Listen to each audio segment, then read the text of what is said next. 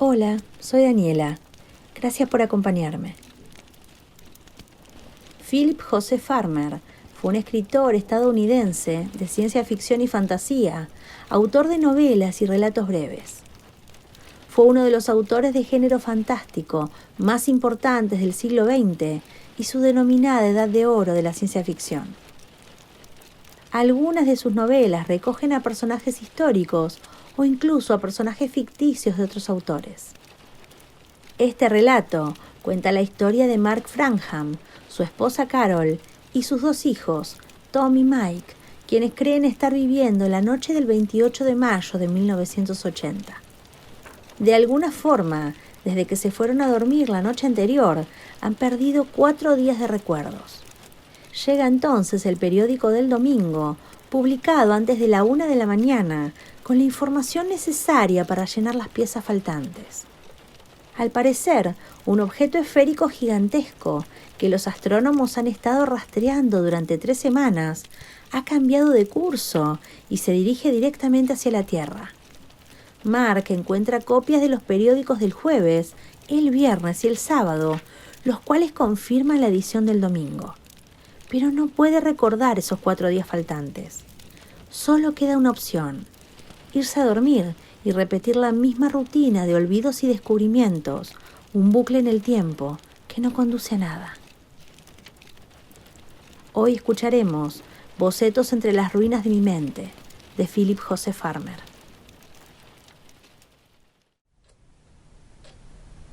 Son las 11 de la noche y tengo miedo de acostarme.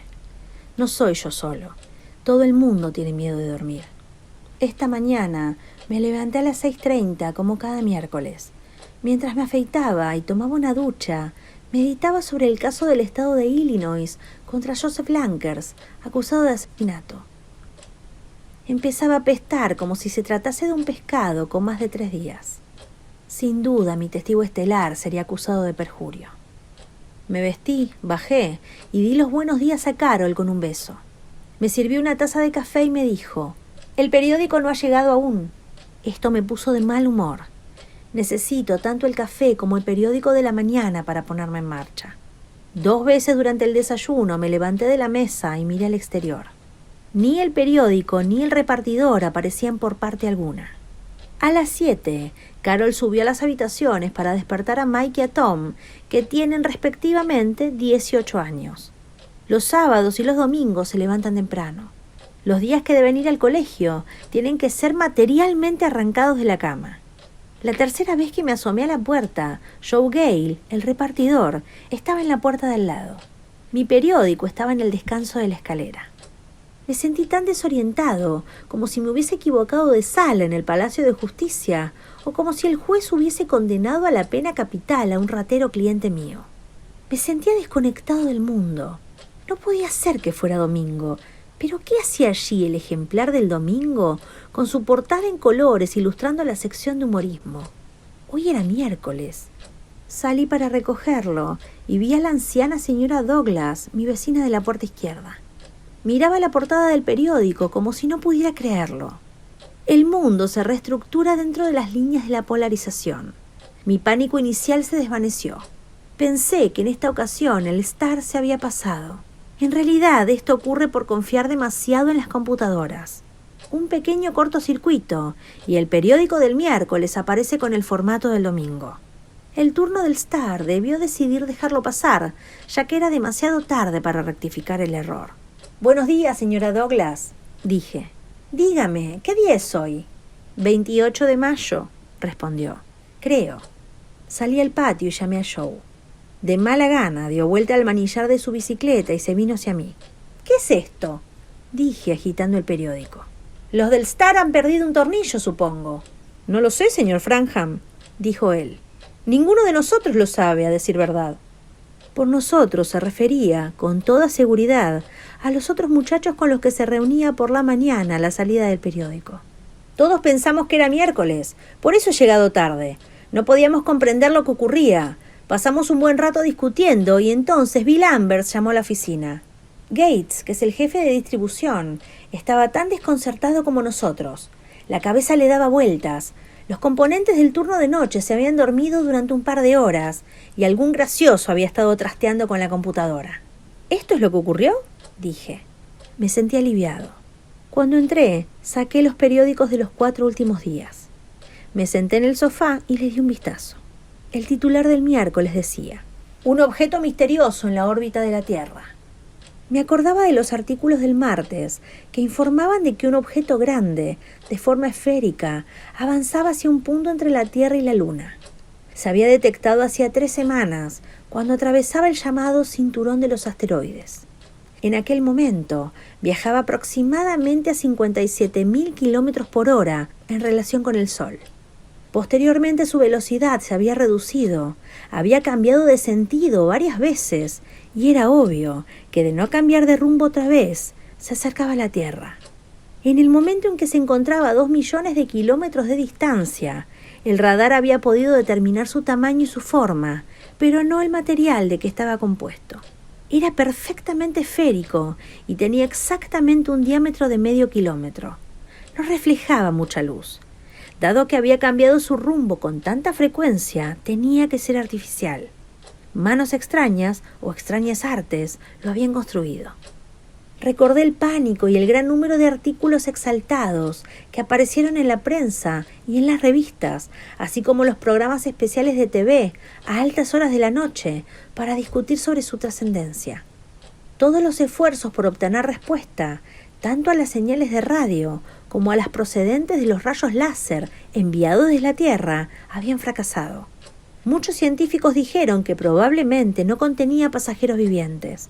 Debía ser de origen interestelar. Los seres sensibles de algún planeta que giraba alrededor de alguna estrella lo habían enviado, dotado de un equipo automático de determinadas características. Ningún ser podía vivir lo suficiente para viajar de una estrella a otra. Se tardaría más de 4 años en ir de la estrella más cercana a la Tierra, incluso aunque el objeto pudiese viajar a la velocidad de la luz, y esto era imposible. Aún la velocidad de un 16avo de la luz parecía increíble, dada la ingente cantidad de energía que se precisa. No, este objeto había sido lanzado con instrumentos electromecánicos a bordo, sin pasajeros. Había alcanzado su velocidad máxima, reducido su potencia y avanzaba por su propia gravedad, hasta situarse al borde de nuestro sistema solar. Según los expertos, le era imposible aterrizar a causa de su tamaño y de su peso. Probablemente se trataba de una nave de reconocimiento, la cual, después de haber tomado algunas fotografías y haber hecho algunos barridos de radar y de rayos láser, se pondría en marcha hacia su punto de destino, regresando, probablemente, hacia la órbita del planeta del que procedía. El pasado miércoles por la noche, el presidente nos había dicho que no teníamos nada que temer, y trató de terminar con una nota optimista. Por lo menos, esto es lo que decía el periódico del miércoles. Los seres que habían enviado la bola deben estar más avanzados que nosotros y deben tener muchos adelantos que poder traspasarnos. Y nosotros podemos aportarles también contribuciones provechosas. ¿Cuáles?, pensé. En la segunda página figuraban algunas fotografías de la bola tomada desde uno de los laboratorios espaciales. Tenía el aspecto de una gigantesca bola negra de billar. Un cómic de la TV sugirió que en la otra cara, a lo mejor, llevaba un enorme 8 pintado en blanco. Puede que el pasado miércoles pensase que todo esto era gracioso, pero ahora no lo creía así. Me parecía muy probable que la bola tuviera relación con la pérdida de memoria de aquellos 4 días. ¿Cómo? No tenía ni la más mínima idea. Conecté el canal de noticias de las 7:30, pero no aclararon mucho, exceptuando el hecho de que a todas las personas en todo el mundo les había ocurrido lo mismo. Incluso se habían visto afectados los que se encontraban en las minas de diamantes más profundas o en los submarinos. El presidente estaba en una reunión, pero en el transcurso de hoy haría una declaración a la cadena de emisoras. Entretanto, se supo que no se había detectado ningún tipo de radiación emanante de la bola. No había prueba alguna de que el objeto fuese el causante de la pérdida de memoria, o, como los locutores la denominaban en su jerga, la memopérdida. Soy abogado y me gusta pensar con lógica, no solamente sobre lo que ha pasado, sino sobre lo que podría pasar. Así hice una extrapolación sobre la base de las escasas pruebas o datos de que se disponía. El día 1 de junio, domingo, nos levantamos sin memoria retrospectiva de los días 31 al 28 de mayo. Pensamos que ayer era 27 y que esta mañana era la del día 28.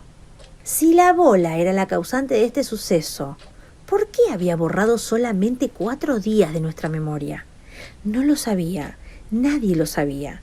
Pero quizá la bola, es decir, sus mecanismos, tenían un alcance limitado. Quizá no podían arrancar a la vez más de 4 días de la memoria de todos los habitantes de la Tierra. Supongamos que este es el caso. ¿Qué ocurre si lo mismo pasa mañana? Nos levantaremos mañana, 2 de junio, habiendo perdido todos los recuerdos de ayer, día 1 de junio, y los de los otros 3 días de mayo, del 27 al 25. 8 días de un solo golpe. Y si este suceso fantasmagórico ocurre el día siguiente, 3 de junio, perderemos otros 4 días. Todos los recuerdos del día 2 de junio desaparecerán. Con ello, se desvanecerán los de otros 3 días más, desde el 24 de mayo al 22. 12 días contando hacia atrás a partir del 2 de junio. Y mañana, el día 3 se perderá también, junto con el 21 de mayo hasta el 19 de mayo. 16 días totalmente en blanco. ¿Y mañana? ¿Y el otro? No, este pensamiento es demasiado espantoso y demasiado fantástico. Mientras estábamos mirando la TV, Carol y los chicos me asediaron a preguntas. Ella estaba fuera de sí. Los chicos parecía que disfrutaban con el misterio. Se habían despertado esperando ir a la escuela y ahora tenían fiesta. A todas sus preguntas yo respondía, no lo sé, nadie lo sabe. No iba a asustarles con mis extrapolaciones. Además, ni yo mismo me las creía. Vale más que llames a la oficina y les digas que no puedes ir hoy, dijo Carol. Seguramente el juez Payne aplazará la sesión de hoy. Carol, es domingo, no miércoles, ¿recuerdas? Dije. Lloró unos minutos. Después que se hubo secado las lágrimas, dijo. No me acuerdo. Dios mío, ¿qué ocurre? Los teleinformadores comunicaron también que la Casa Blanca estaba inundada de telegramas y de llamadas telefónicas pidiendo que se lanzasen cohetes contra la bola dotados de una cabeza nuclear. Los programas especiales que se transmitían después de las noticias se dedicaban a la bola. Fueron presentados por varias autoridades científicas, militares, eclesiásticas y autores de ciencia ficción. Ninguno de ellos irradiaba confianza, pero todos estuvieron moderados en su modo de enfocar el problema. Supongo que habían sido escogidos por su sentido común. La red de emisoras evitó a los impulsivos y a los que se les sube la sangre a la cabeza. Pero Anel Robertson, convencido representante de una secta cuyos miembros creen en la curación por la fe, había declarado a través de su propia estación de radio y TV que la bola era el juicio de Dios para un planeta pecador. Era el ángel exterminador. Lo supe a través de la señora Douglas, la cual, si bien no era una fanática, era una verdadera entusiasta, que me telefoneó para decirme que conectase el programa. Robertson había hablado durante 1 hora, dijo, e iba a seguir hablando durante todo el día. Su voz sonaba como asustada, pero por debajo de su temor había una nota de alegría. Sin duda, ella no pensaba que cuando llegasen las postrimerías se había de encontrar entre las cabras, sino que se encontraría de buen seguro entre los más blancos corderos. Finalmente, mi curiosidad sobrepasó mi desagrado hacia Robertson. Sintonicé el canal correcto, pero no apareció más que la carta de ajuste. A última hora de hoy, me enteré de que su estación había sido clausurada por alguna infracción de las normas de la FCC. Por lo menos, esta fue la explicación que se dio en las noticias, pero sospecho que el gobierno le consideró como un charlatán histérico. A las 11, Carol me recordó que era domingo y que si no nos dábamos prisa, perderíamos el servicio dominical. La iglesia presbiteriana de Forest Hill cuenta con una buena asistencia, pero su amplio aparcamiento ha sido siempre suficiente para todos. Esta mañana, sin embargo, hemos tenido que aparcar 2 manzanas más arriba y bajar andando a la iglesia. Todos los asientos estaban ocupados. Tuvimos que permanecer de pie en el vestíbulo de la entrada principal. La multitud temblaba de miedo. Sus caras estaban pálidas e inanimadas, sus ojos agrandados. El aire acondicionado no lograba desvanecer el calor y la humedad de aquel hato de cuerpos sudorosos. El coro sonaba con fuerza, pero trémulo. La canción Roca de los Tiempos se desmoronaba. En otra ocasión, el doctor Boynton hubiese preparado su sermón el sábado por la tarde, como solía hacer, pero hoy hablaba de forma improvisada. Quizá, dijo, esta pérdida de memoria ha sido causada por la bola. Quizás albergaba seres vivos que nos habían despojado de 4 días, no como un movimiento hostil, sino solo para demostrar sus inmensos poderes. No había razón alguna para esperar que hubiésemos de sufrir otra pérdida de memoria. Estos seres solamente deseaban mostrarnos que éramos infinitamente inferiores en cuanto a nivel científico y que no podíamos lanzar un ataque contra ellos con posibilidades de éxito. ¿Qué diablos hace?, pensé. ¿Trata de hacernos morir de miedo? Boynton se apresuró a decir que seres dotados de tales poderes no serían ni podían ser hostiles. Estarían en un plano ético demasiado elevado para males tales como la guerra, a menos que se les atacase naturalmente. Nos considerarían como a seres que no han progresado aún hasta su nivel, pero que tienen un potencial, el potencial que les ha dado Dios para ser educados y avanzar hacia un plano superior. Estaba seguro de que cuando se pusiesen en contacto con nosotros, nos dirían que todo fue para nuestro bien. Nos dirían que debíamos convertirnos en verdaderos cristianos, tanto si nos gustaba como si no. Al menos debemos todos, budistas, mahometanos, etc., ser cristianos en espíritu, sea cual sea nuestra religión o falta de creencia. Ellos nos habrían de enseñar cómo vivir como hermanos, cómo ser felices, cómo amar de verdad. Sin duda, Dios había mandado la bola, ya que nada ocurre sin su conocimiento y su consentimiento. Él había enviado a estos seres, quienes quiera que fuesen, no como ángeles exterminadores, sino como dispensadores de la paz, del amor y de la prosperidad. Esta última palabra, con una P mayúscula y sonora, pareció aquietar a la mayor parte de la congregación. Boynton no había olvidado que la mayoría de sus fieles eran hombres de negocios y profesionales libres. Ni tampoco había olvidado la inscripción que figuraba en el arco sobre la puerta de entrada, que decía: «Prosperan los que te aman». La tarde era calurosa y despejada, como suelen ser en el mes de junio. Levanté la mirada hacia el cielo, pero naturalmente no vi ninguna bola. Los medios informativos habían dicho que a pesar de la gran distancia a que se encontraba de la Tierra, daba la vuelta a la misma cada 65 minutos. No se movía en una órbita de caída libre. Aplicaba una fuerza continua para mantener su dirección, aunque no se detectaban emanaciones de energía procedentes de ella. La pérdida de memoria había ocurrido en todo el mundo, entre la 1 y las 2 de la madrugada. Aquellos que no estaban ya dormidos se durmieron durante un mínimo de 1 hora. Naturalmente se produjeron cientos de miles de accidentes. Los aviones que no funcionaban con piloto automático se estrellaron. Los trenes chocaron o descarrilaron. Los barcos se hundieron y más de 200.000 personas habían muerto o habían sido gravemente heridas. Al menos 1 millón de conductores de vehículos y sus pasajeros resultaron heridos. Los servicios de ambulancia y de hospitales eran incapaces de manejar la situación. El hecho de que su personal había estado dormido durante un lapso mínimo de 1 hora y que habían tardado algún tiempo en recuperarse de la confusión al despertarse, había agravado la situación considerablemente. Muchos de los que habían muerto se hubieran salvado si se hubiese dispuesto de la asistencia inmediata. Hubo también muchos incendios. Los de mayor magnitud proseguían con toda su fuerza en Tokio, Atenas, Nápoles, Harlem y Baltimore. Pensé, ¿seres en un plano ético tan elevado nos hubiesen adormecido, sabiendo que tantas personas iban a morir o a resultar tan mal heridas?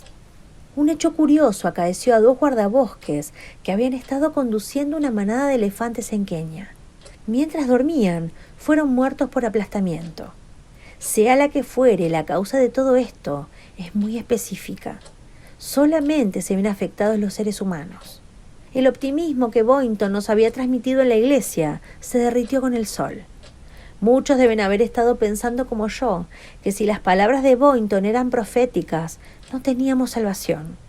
Fuera cual fuese la decisión de los sujetos de la bola, tanto si eran seres vivientes o instrumentos mecánicos, sobre lo que iban a hacer para nosotros o con nosotros, el caso es que habíamos dejado de ser dueños de nuestro propio destino. Algunos deben haber estado pensando acerca de lo que los blancos, con una tecnología superior, habían hecho a varias culturas aborígenes. Todo en nombre del progreso y de Dios. Pero esto debe ser diferente, pensé. Boynton debe tener razón. Seguramente un pueblo tan avanzado no sería como éramos nosotros. Incluso nosotros no somos lo que éramos en aquellos oscuros tiempos. Hemos aprendido. Pero a pesar de todo, una avanzada tecnología no va acompañada necesariamente de una ética avanzada. O lo que fuere, murmuré. ¿Qué dijiste, querido?, dijo Carol. Nada, pensé, y aparté su mano de mi brazo. Se había asido a mí durante todo el servicio dominical, como si yo fuera la roca de los tiempos. Me fui andando a ver al juez Payne, que tiene 60 años, y esta mañana parecía que tuviese 80. Las innumerables venillas rotas de su cara eran rojas, pero por debajo de las mismas apareció un color grisáceo. Le saludé y después le pregunté si las cosas se habrían normalizado al día siguiente. No parecía entender el significado de mi pregunta, por lo que le dije: ¿El juicio empezará puntualmente mañana? Ah, sí, el juicio, dijo. Claro, Mark, rió en tono lastimero y dijo: con tal de que todos no nos hayamos olvidado de hoy cuando despertemos mañana. Esto parecía increíble y así se lo dije. No son las universidades de derecho las que hacen buenos abogados, dijo. Es la experiencia. Y la experiencia nos dice que las mismas malditas cosas, con variaciones insignificantes, ocurren una y otra vez, día tras día. Así, ¿qué le hace pensar que esta maldita cosa no volverá a ocurrir? Y si vuelve a ocurrir, ¿qué va a aprender del suceso si no puede recordarlo? Yo no tenía ningún argumento lógico y él no quería hablar más. Agarró a su esposa por el brazo y rodearon a la multitud como si pensasen que iban a poner el pie en el agujero de una alcantarilla e iban a ser ahogados en un mar de cuerpos. Por la tarde decidí grabar en una cinta magnetofónica todo lo que había ocurrido hoy. Ahora me acuesto para dormir. Ruego al Señor que me conserve la memoria, si olvido mientras duermo. La mayor parte del resto del día de hoy la he pasado delante del televisor. Carol pasó horas tratando de hablar por teléfono con sus amigas. 3/4 partes de las veces recibió señal de que comunicaban. Hubo avisos en la televisión pidiendo a la gente que no emplease el teléfono, excepto en casos de emergencia, pero ella no hizo caso hasta las 8 aproximadamente. Una nota de TV, transmitida por 6ª vez en 1 hora, pedía que las líneas se mantuvieran libres.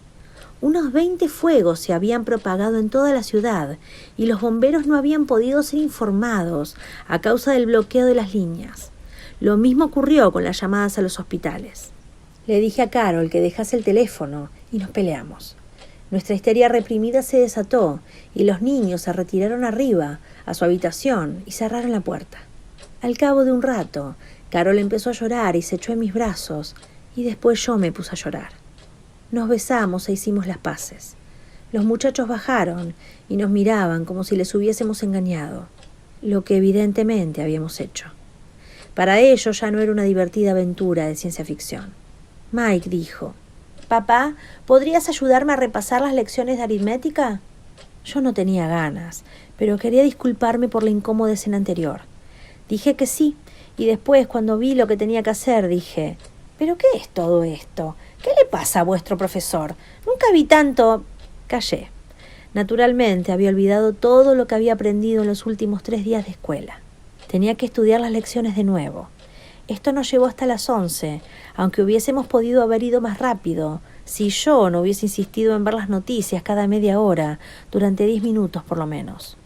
Pasamos media hora escuchando al presidente, que apareció a las 9:30. No tenía nada que añadir a lo que el informador había dicho, excepto que dentro de 30 días el asunto de la bola estaría completamente liquidado de una u otra forma. Si no daba respuesta alguna a nuestras señales en el transcurso de 2 días, enviaríamos una expedición de 4 hombres para explorar la bola. Si pueden entrar, pensé. Sin embargo, si la bola comete cualquier otro acto hostil, los Estados Unidos lanzarán inmediatamente, junto con otras naciones, cohetes armados con bombas H. Mientras tanto, ¿quieren unirse al presidente en una oración de intención internacional? Claro que sí. A las 11 pusimos a los chicos a dormir. Tom se durmió antes de que hubiésemos salido de la habitación. Pero una media hora más tarde, cuando pasé por su puerta, oí su televisor, que sonaba bajito. No dije nada a Mike, aunque tuviese que ir al colegio al día siguiente. A las 12 grabé la primera parte de esta cinta. Es la 1 menos 1 minuto de la mañana. Si lo mismo que ocurrió ayer sucede esta noche, el hemisferio del lado noche se verá afectado primero. La gente, en la zona horaria correspondiente a la bisectriz entre los océanos del Atlántico Norte y Sur, que cubre la mitad este de Groenlandia, se dormirán. En previsión de que esto ocurriese de nuevo, los aviones no han despegado. En estos precisos momentos, la televisión muestra el puente y el salón del transatlántico Pax. Son las 5 allí, pero el salón está lleno. Los pasajeros llevan sombreritos de verbena y lanzan confeti, y hay globos flotando por doquier. No sé qué pueden estar celebrando. El capitán dijo hace un rato que el barco estaba dirigido por medio del piloto automático, pero que no esperaba que se repitiese el hecho de la noche pasada. El entrevistador dijo que los gobiernos de las naciones de la zona diurna no habían conseguido mantener a la gente en casa. Recibimos imágenes de todas partes. Las sirenas suenan quejumbrosas en todo el mundo, pero excepto en las naciones con regímenes totalitarios, las calles del mundo diurno están llenas de coches. Los condenados locos no creen que vuelva a ocurrir. Vuelta al puente y al salón del barco. ¡Dios mío! ¡Se están durmiendo! Los locutores repiten consejos. Que todos permanezcan acostados para que no sufran heridas al caer. Asegúrense de que todos los utensilios domésticos que puedan provocar un fuego se hallen desconectados, etcétera, etcétera. Estoy sentado en una silla con el respaldo inclinado hacia atrás. Carol está en el sofá. Ahora yo estoy en el sofá. Carol dijo que quería estar apoyada contra mí cuando aconteciese este horrible suceso. Los locutores se ponen histéricos. Dentro de pocos minutos llegará a Nueva York. La mitad este de Sudamérica está bajo sus efectos. La parte central lo va a estar en breve.